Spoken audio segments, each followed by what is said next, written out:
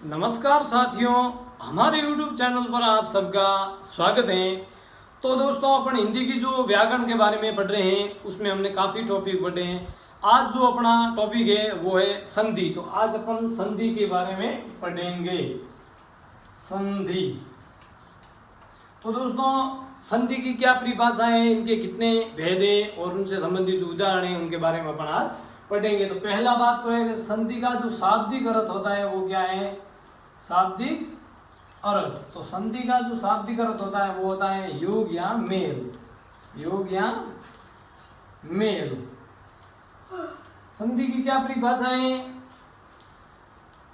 परिभाषा यानी कि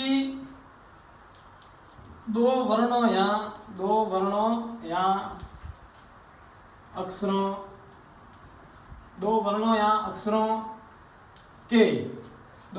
अक्षरों के परस्पर मेल से जो विकार उत्पन्न होता है, जो विकार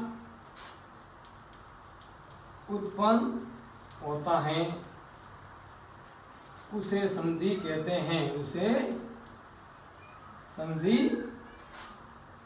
कहते हैं। संधि के तीन प्रकार बताए गए। संधि के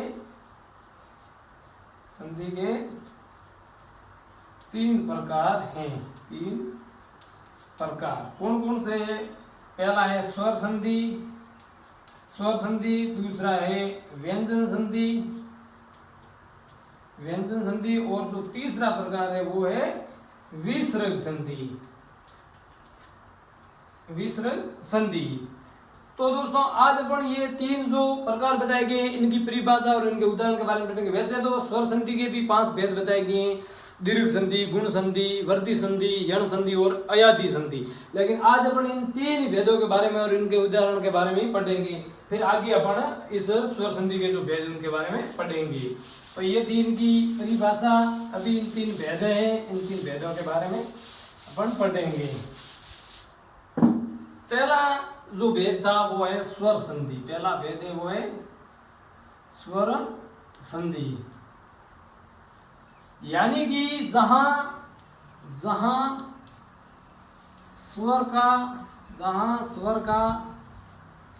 स्वर से मेल हो, जहां स्वर का स्वर से मेल हो तो उसे स्वर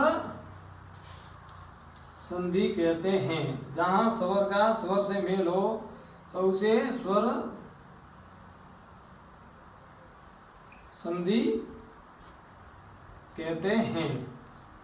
यानी कि इसकी क्या परिभाषा है कि भाई जहां दो स्वरों का मेल होता है वहां स्वर संधि होती है। जैसे इसके क्या उदाहरण है, जैसे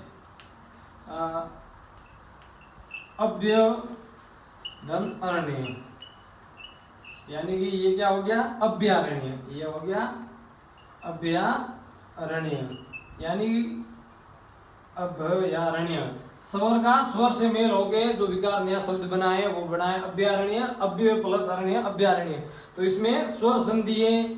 और जैसे अपन लेते हैं महा प्लस ईश, ये बन गया महेश। महा प्लस ईश, ये बन गया महेश। यानी ये इसमें आ आता है, इसमें ई, यानी स्वर का स्वर से मेल हो गया।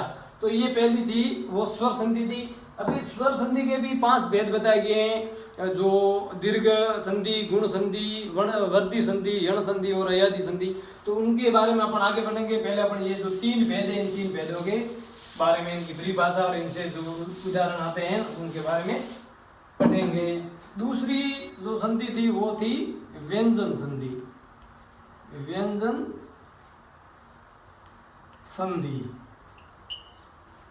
दूसरा जो भेद है वो उसका क्या है, व्यंजन संधि है। यानी कि जहां व्यंजन का व्यंजन या स्वर, व्यंजन अथवा या स्वर से मेल हो, जहां व्यंजन का व्यंजन अथवा स्वर से मेल होता हो उसे व्यंजन संधि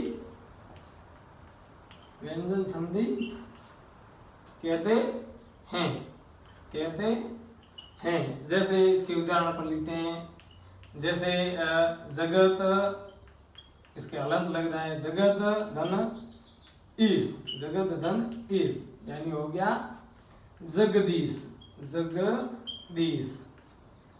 यानी इधर क्या है, ये है व्यंजन, और इधर क्या है, ये आ गया स्वर। यानी व्यंजन का किससे मेल है, स्वर से मेल है, इसमें होगी व्यंजन संधि। अपन एक और उदाहरण लेते हैं, जैसे जगत प्लस नाथ, जगत प्लस नाथ, ये हो गया जगन्नाथ, जगन्नाथ।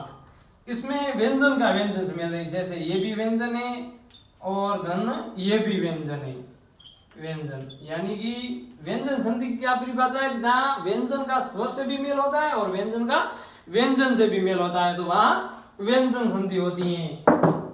और अभी तीसरी जो है वो है विसर्ग संधि, अपन उसके बारे में पढ़ते हैं। तीसरा जो भेद है वो है विसर्ग संधि, विसर्ग संधि। इसमें क्या होता है कि विसर्ग,